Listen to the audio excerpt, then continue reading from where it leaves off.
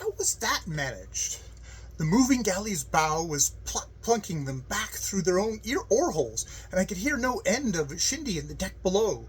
Then her nose caught us nearly in the middle, and we tilted sideways, and the fellows in the right-hand galley unhitched their hooks and ropes, and threw things on to our upper deck, arrows and hot pitch or something that stung, and we went up and up and up on the left side, and the right side dipped, and I twisted my head around and saw the water stand still as it topped the right bulwarks, and then it curled over and crashed down on the whole lot of us on the right side, and I felt it hit my back, and I woke.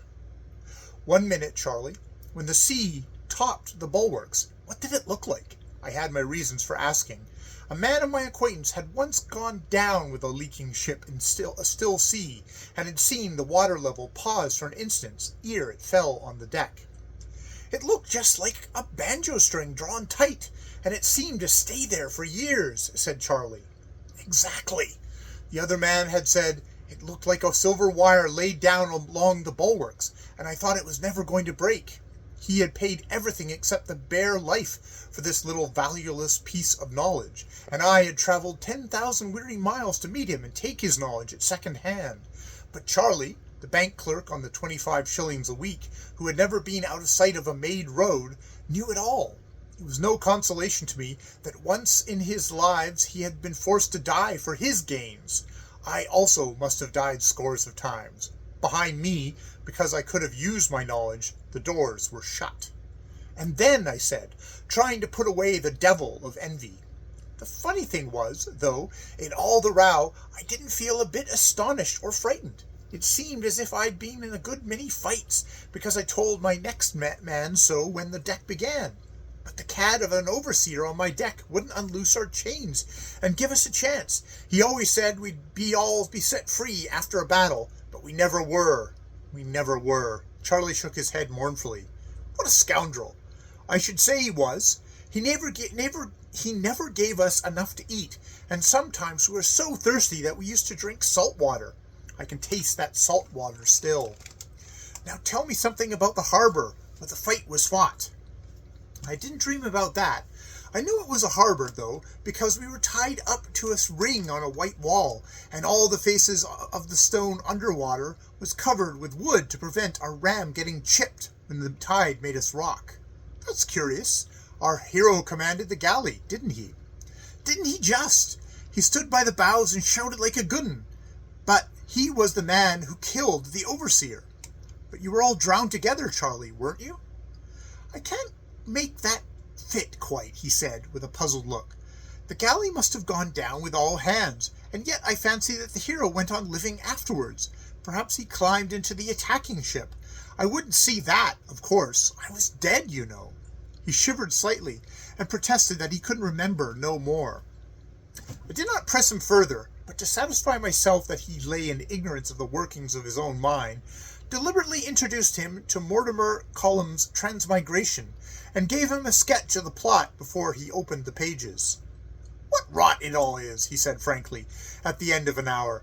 I don't understand his nonsense about the red planet Mars and the king and the rest of it. Chuck me the Longfellow again. I handed them the book and wrote out as much as I could remember of his description of the sea fight, appealing to him from time to time for confirmation of fact or detail. He would answer without raising his eyes from the book, or assuredly as all his knowledge lay before him on the printed page. I spoke under the normal key of my voice that the current might not be broken, and I knew that he was not aware of what he was saying, for his thoughts were out on the sea with Longfellow. Charlie, I asked, when the rowers on the galley mutinied, how did they kill their overseers? Tore up the benches and brained 'em. That happened when a heavy sea was running. An overseer on the lower deck slipped from the center plank and fell among the rowers. They choked him to death against the side of the ship with their chained hands, quite quietly, and it was too dark for the other overseers to see what had happened. When he asked, he was pulled down too and choked, and the lower deck fought their way up, deck by deck, and the pieces of the broken benches banged behind him. How they howled! And what happened after that? I don't know. The hero went away, red hair and red beard and all. That was after he had captured our galley, I think. The sound of my voice irritated him, and he motioned slightly with his left hand as a man does when interruption jars. "You never told me he was red-headed before, or that he captured your galley," I said, after a discreet interval. Charlie did not raise his eyes. "He was as red as a red bear," he said abstractedly.